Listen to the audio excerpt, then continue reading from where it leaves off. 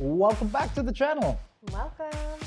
If you're looking to be financially independent and retire early, my name is Derek Jensen. And I'm Jasmine. And welcome to the Fire Frontiers channel. So in this video, we're going to talk you through how we're planning on implementing FIRE, going through the 3 phases of it. So if you're wanting more clarity on that, how we're doing it, how you can do it yourself, stick to the end and see the breakdown of how we do it. So watch to the end, and we're going to be going over how we plan on retiring in just over a decade with a healthy nest egg to support our kids and a travel lifestyle, while going through the 3 phases of the FIRE journey, which is basically the go-go, which when you're going on all cylinders, the slow-go, which is when you're kind of starting to do more part-time creative work, and the no-go, which is where we all want to be, on a beach somewhere with a coconut in hand, enjoying the sun. So keep watching and let's get into it. Here we go.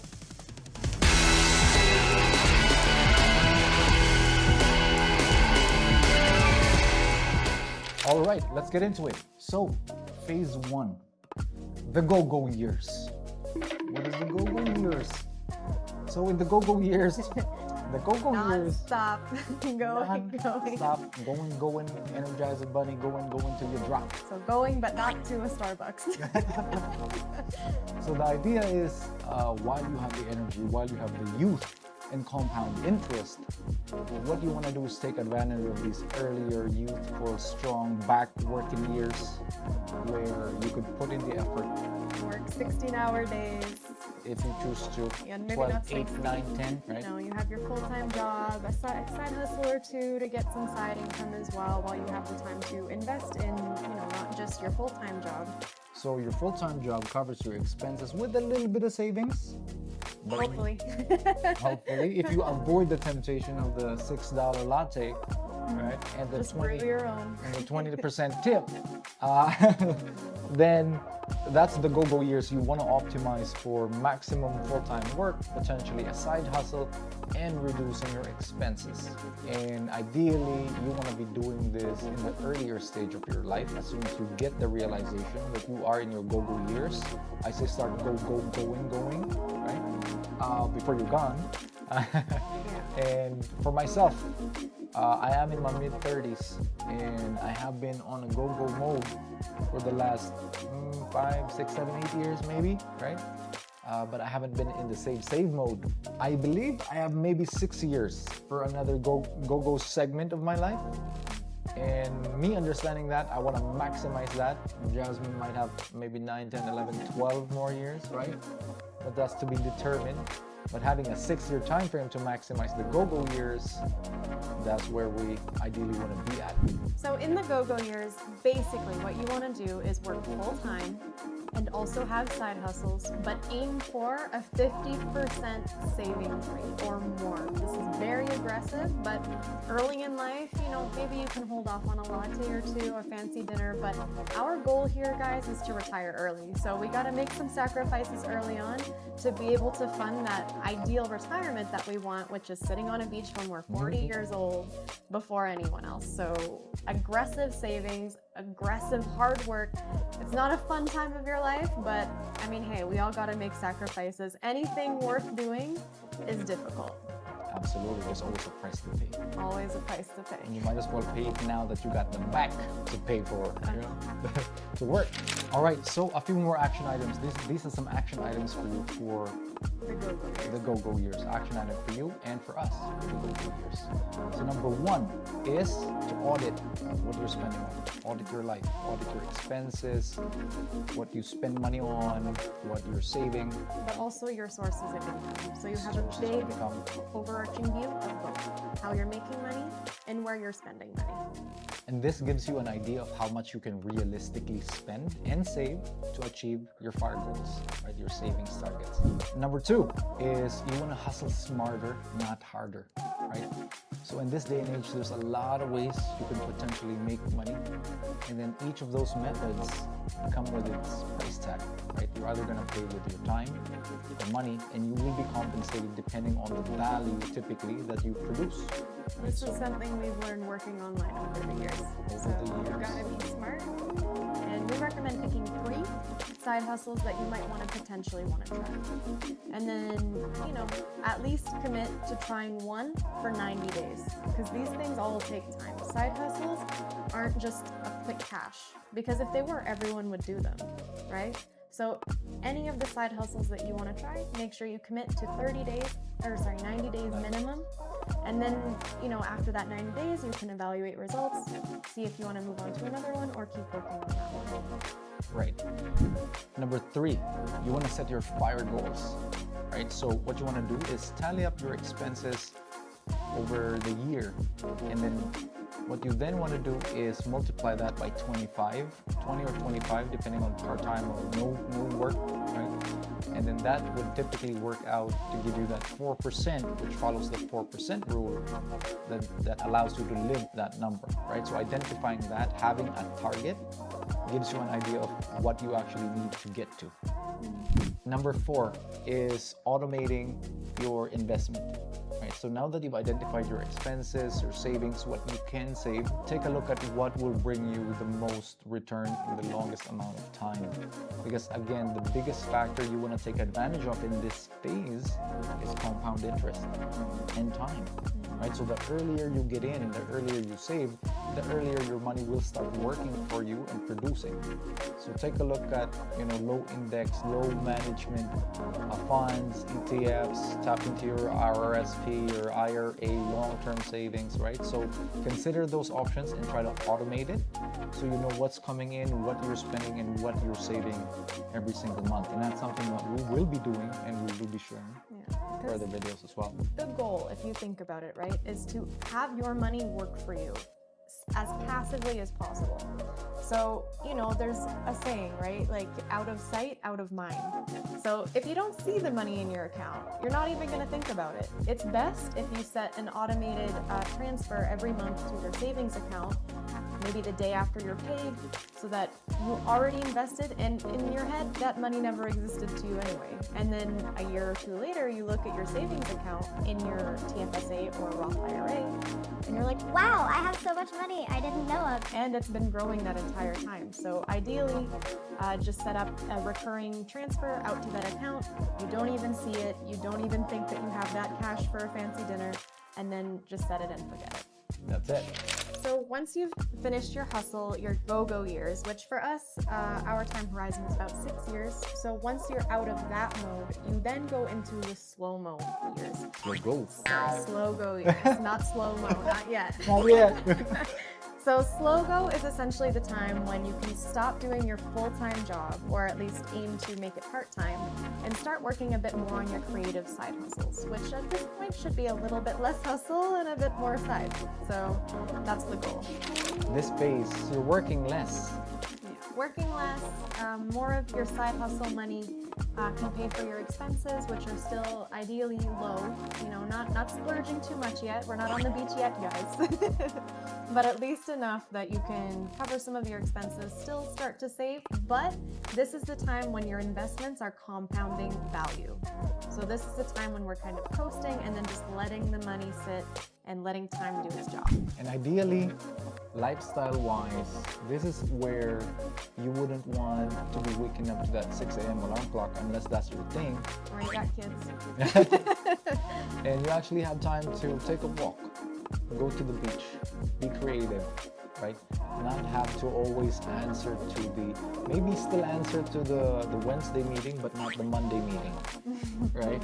Maybe skip the Monday meeting, but still show up for the Wednesday and Friday meeting, and having more of a balance of leisure, creative work, and then a little bit more of the part-time work. So ideally for us, that's what we're aiming to get into after the next 6 years. And the strategies that we'll be implementing for this are, number 1, transitioning to part-time work, right? So from the first 6 years, go. 40 hours, 50 hours a week, right? All cylinders, And then maybe that covers the full-time and the side hustle, right? But then after that, the idea is from full-time, transition to 30, maybe 25, 20 hours of work, right? And then now start to ramp up the side hustle to build up that income stream. Because now at this point, we would have saved a good chunk of the nest egg, right? Half of the nest egg would have been there already. And with compound interest in time, that will allow us to, not have too much pressure on the second half. And if you think about it, like at this point already, right? Like at this point, the go-go years were about 6 years. So if you started a side hustle somewhere in there, you're gonna have at least a few years of experience with that side hustle now, which will make it easier to help scale that side hustle, and it will not feel like so exhausting because you're already gonna know the system. You're gonna know how to sell things. Maybe you'll pick up on like different distribution channels, things like this, new trends. So at this point, you're already gonna be a bit more experienced doing your own thing, not just working. So it'll be a lot easier. Less hours, less time, more profits. Exactly. And that's the second strategy, actually leads into that second strategy is now that you have the side hustle established from the go-go years, what you want to do is try to scale that side hustle, right? So it's also what happened to me when I first started this journey. Coming from employment, full-time employment, I was working for Apple in Ottawa as a full-time employee, right? So I was doing sales, business sales in the Ottawa location. And on a part-time basis, I picked up freelancing online and I started taking on clients. So after the first year, I was able to generate 6 or 7 clients. And then about a year and a half into it, I started decreasing my hours at Apple and then increasing my client load until eventually, after 2.5 years, I was able to quit, right? And then have a fully online income stream that supported me through my travels. Right? But it took time, of course. Exactly, it took time. So that's a side hustle journey that can also happen within the first phase of the go-go years. But in the slow-go years, this is when you want to nurture and scale that so it would compensate for the reduced income that you're taking as a hit from going part-time. So hustle and stress early allows you potentially to be location independent and have a bit more freedom later on in your slow years. Exactly, and I think that's the big key word there is freedom, because ultimately that's one thing I took away from, even though I love working for Apple, learned a lot from them, being able to dictate your own hours and live where you want to live and still not, technically submit to a boss, then it unlocks another level of freedom that, only having that you'd be able to enjoy. But I mean, that's a separate video. There's a whole mindset shift that goes along with that. But over those 6 years of hustling, maybe you already feel like that now. Absolutely. 1 or 2 side hustles that you can scale. And have the confidence to do so. That's a big thing. All right. The third strategy here is shifting to sustainable wealth growth. So in the first phase, we were aggressively saving 50% of our income.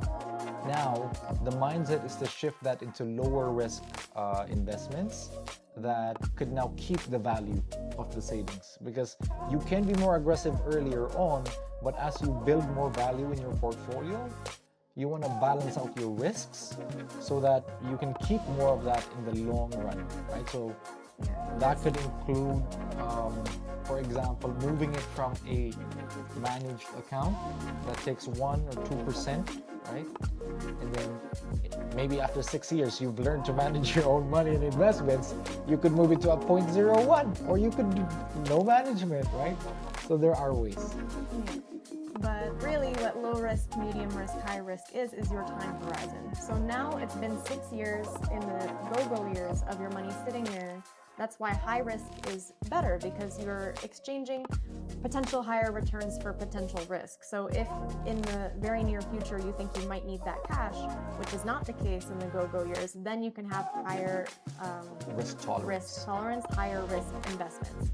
But in your slow-go years, you're kind of creeping up to that time now where soon you might be starting to withdraw that cash. So moving your investments over to a medium risk or low risk is ideal, because you're already starting to think in the next few years you might need that money. So ideally we want almost almost like a guaranteed increase in value.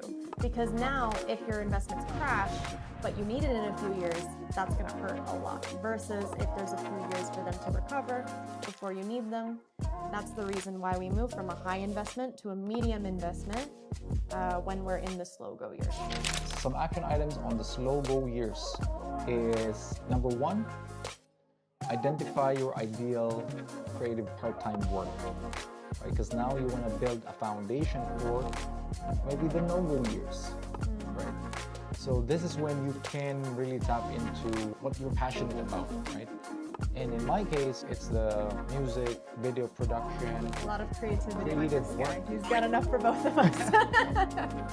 Right? So being able to plan for that and know that maybe I'll be a DJ, maybe I'll be a movie director, something like that. A producer, who knows? Hustles that retired people do. Exactly. Start.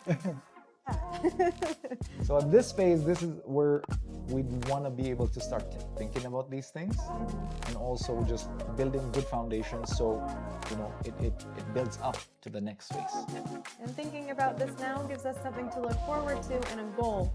Why are we hustling so hard? Why are we working full time, having a side hustle and saving up money? It's so we can eventually get there. Exactly. The second one is you want to reassess your investments. Like we were talking about earlier, no high risk, medium risk, right? So depending on your risk tolerance and your time frame, this might be when you want to see, okay, what portion goes to what risk level to meet your time frame. Yeah. And finally, final action item here is to design your lifestyle. Because now that you're off of the go-go years, you can take the pressure off a little bit, right? And then now you can sit back a little bit, take time, think of what the next phase of life will look like for you. Because you have a nest egg now already. Worst case scenario, you can start dipping into it already. Ideally not, but at least we know it gives you a little bit of a cushion to start exploring more creative ventures. 100%. So that's it. Action items for the slow go years. Next one, we're jumping into The no-go years. Where are we going with this early retirement? Finally, let's get there. So now we've finally made it to the no-go years, what we've been hoping for and working so hard for all those years, the no-go years, aka retirement. So imagine this, you're already starting to work on maybe just like some community projects that are already going, you have employees there or somebody else is even managing them, you're just checking in on it. Everything's running, you've got no deadlines, you've got no responsibilities, you're headed to the beach with a surfboard. Fancy. I'll take that. Unless the waves are flat, then you go check in with the farm to make sure the goats aren't doing no coup d'etat. No revolt from the goats, right? Like that book, like The Farm. But I mean, at this stage, we already have accumulated all the money that you need to basically retire. So if the waves are flat, move somewhere else. Then you bring out the paddleboard. Yeah, so I mean, at the end of all this, right, you're still gonna probably have some passive income coming from the things you built up before. All your side hustles, maybe you hired someone else to manage that now. And then you just get a percentage of the profits they have because you already built the brand, all these types of things. And Build some equity. You have your investments, they're already ready to go. They're at the end of their aggressive accumulation and compiling life. So now we start to shift to the 4% withdrawal per year, which ideally would cover your expenses for the year. Exactly. So now, 12 years in, that's gonna be what? I'm gonna be 50. Dang, I revealed my age. 50, I'll be 50 by that time. And hopefully, with the development of medical science, I can still hold on to my bowels. I mean, we froze ourselves 2 years ago, so technically you stopped aging back in 2021. Let's see what technology can deliver, but at 50, that still gives me at least, that puts you at what age? 39. 39. So 39, we still have a skip in our step. We still have a skip in our step to actually go surf those waves, right? Run a farm, maybe do some dinners, maybe open up a small restaurant. Who knows? But the thing about that is that retirement too is really defined in your own way, it seems right now, right? Because Yeah. even for our idea of retirement, it's never really being unplugged from the community. That's why we want connection with the community, is that Community, and I get bored not doing anything all day, so I imagine I'm probably going to be one of those older people where in retirement, still do some projects, because we have dinner here sometimes in Guatemala where we're staying right now, and the dinners that we have are networking dinners, and a lot of them are retired people, a bit older than us, but the majority of them still take on projects for fun, and I imagine that's where I'm going to be when I'm older. So it's not really like you stop, right? Maybe you can if you want to. That's the goal, is to have the option. yes, and the freedom to choose, right? Because when we were having conversations with these retirees, the recurring sentiment is the fact that they can't choose who they want to work with, projects they want to be involved with, time they want to spend in it. Where they want to spend those years. Exactly. Yeah. So having the option and the freedom to choose and not have to worry about how it's being funded, ideally that's where you want to be in the no-go years. So a few strategies for the no-go years is, number one, you want to rely on your passive income streams at this point. Right? So you have either your investments, you should have your investments working for you at this point, and also your side hustles should have matured, right? Should have also been scaled, so it's producing at a level that can support, additional income requirements that you have. And this is when you would want to migrate your investments in your portfolio to a low-risk investment, because now is the time when we do need them. So we don't want our investment dropping 30% in value, because you need that cash. So that's why we move it to now a low-risk investment, where it can at least maybe cover the 4% that you're going to need every year. And then in theory, you got endless cash. Exactly, with the economics of the last few hundred years in As far as we know, the history books. we're betting, who knows? Maybe it'll all crash and burn. Maybe this all goes to hell. Maybe a solar flare will come around Earth, and Elon Musk is right, but At least we started. At least we got started. All right. And the second thing that you can start doing here, the strategy, is now really planning a life of purpose and legacy. Because again, from the conversations we've had, how do you leave a part of you when you're gone, right? Like that's the mindset that, the tone that we get from them. And I think eventually when you get to that age, it's what you want to think about, yeah. right? That's why the grandma wants to pass down the recipe, right? That's why there's these small things that, they want to leave the legacy, live through even when they're done. So Reminder to get those recipes from your grandma now. call your mom. But yeah, because we interact a lot with people that are kind of entering that stage of life, and as Derek said, that's kind of the recurring theme. So although we haven't been there yet, we will be there one day. Think about it. It's good to start thinking about it, because it's coming for you, no matter what, unless you don't make it that far. But we're all planning an early retirement here. We're planning to make it that far, so might as well plan for your mindset at the time also. 100%. The last bit here is another lesson takeaway from them we can implement is learning to appreciate and live a life of simplicity and minimalism, right? Because throughout your go-go years and the slow-go years, a lot of us can get caught up with materialism, consumerism, where we want the newest thing. We don't care about the $6, $7 latte. We splurge and we burn in cash like there's no tomorrow, right? But after talking to these people, they find joy in spending time with their kids, in having, a conversation with their wife, reminiscing with their partner. So it comes down Networking with the community, meeting people, like just having different kinds of conversations with people you normally wouldn't interact with. That becomes a bigger priority. And health, of course. Exactly, health, sharing a sunset, just watching a sunset together, right, with new friends. So learning to adopt and be fulfilled with the simple things, a minimalist lifestyle, again, is something that we can hack and start doing earlier, right? Yeah, I mean, you may already be used to it at this point because for me, for example, I've always been a little bit thrifty. Like, I already kind of enjoy not having to spend a lot of money to be happy. But during the go-go years, remember, we were saving 50% or more of our income in savings if we can. That means very little spending money.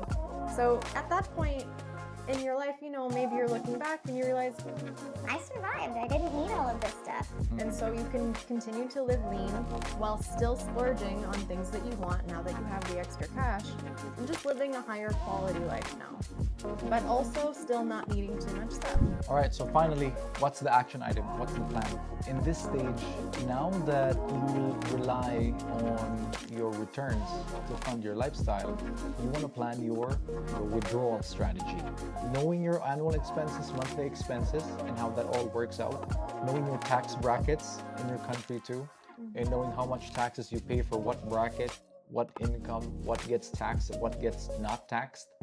You want to strategically draw out money in order to minimize your tax brackets and tax rates, and then maximize how you can spend that money, right? So there's a whole breakdown of strategies, meltdown strategies, and we're looking into it as well further down the line. But again, this is when you want to be strategic. And because now, let's say you're 50 years old, life expectancy 85, 90 years old, right? How can you then maximize that so you're not taking a big chunk from the beginning that then, you know, decreases your withdrawals at the end? Yeah. So There's a lot of free tools online to be able to calculate like what strategies, like what percentage of your retirement account versus your savings, like long-term savings account. In Canada, it's TFSA and RRSP. In the US, it's I think the Roth IRA and another one, the something 101 or whatever. But maximizing, like kind of just knowing what percentage to take out of what to maintain like low taxes as much as possible. We worked hard for that money. We were saving that money for a long time. It's our money. We want to keep as much money as possible, right? So just having like that small little tweaks in your strategy. Also talk to a financial advisor. They can definitely help. The ones that are professionals in this and it's what they do, it might be worth a conversation. yeah, always remember to consult a professional. This is for entertainment and semi-educational purposes only. So take it with as much grain of salt as you want. Yeah. All right, so number 2 for your action item, at this stage, you want to define your purpose. Maybe your bucket list. What do you really want to do? For myself, 50 years old, if I wanted to do sky jumping or something, can I still do it, right? So make those considerations, right? Do I break my back at that point? Who knows?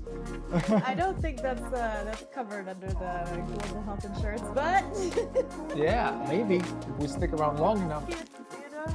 if the numbers work out. But at this point, at least you're planning for things before the end, right? So find peace in whatever itch you haven't scratched, right? That is on the bucket list. Climb a mountain, have tea with somebody, you know, ask for forgiveness from somebody, or do a big thing, build a charity, NGO, whatever it is. Write a book, star in a movie, write it down, and make sure that you live a full life. Right? The whole concept of FIRES, financial independence, retire early. So if you've done all the steps correctly, you've retired early, you still have energy for all this because you're not over 70 years old retiring now. Now, ideally, 40, 50, you still have the energy. That's always what we hear, right? Like when you're young, you have all this energy, no money, no time. When you get older, you have a bunch of money, no time, no health, so you can't even do any of it. But with retiring early, you get the balance. 100%. So define your purpose, define what you want to do, and make sure to get it checked off the box. All right, and then lastly, is you want to simplify your lifestyle to build that legacy, right? Again, going back to what really gives meaning to your life. What does legacy mean for you? Is it raising great kids? Is it raising good dogs? Whatever it is, building a charity, whatever that means for you, your purpose, your legacy, right? And then learn probably at this point you will learn to cut through the bullshit, right? The BS. The BS. Cut through the BS and then know what's good, what's not good, and just live your life on purpose. Yeah, it's actually really funny whenever we have these dinners. It's a lot of older people interacting, right? And you just hear them say things. You're like, "Whoa, that is raw," but it is hilarious because Never give up. nobody cares anymore. One They're of- old. Yeah, one of the entertaining parts of going to those dinners for sure. Exactly. So that pretty much wraps it up. So ideally for us in our no-go years, that's it. We can have the time, freedom to explore things that we really want to do, get things off our bucket list, and then not have to worry really.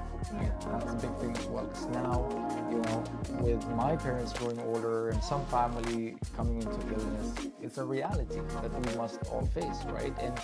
And the fact that you, let's say, you cannot do something about it, knowing that you could have done something about it, right?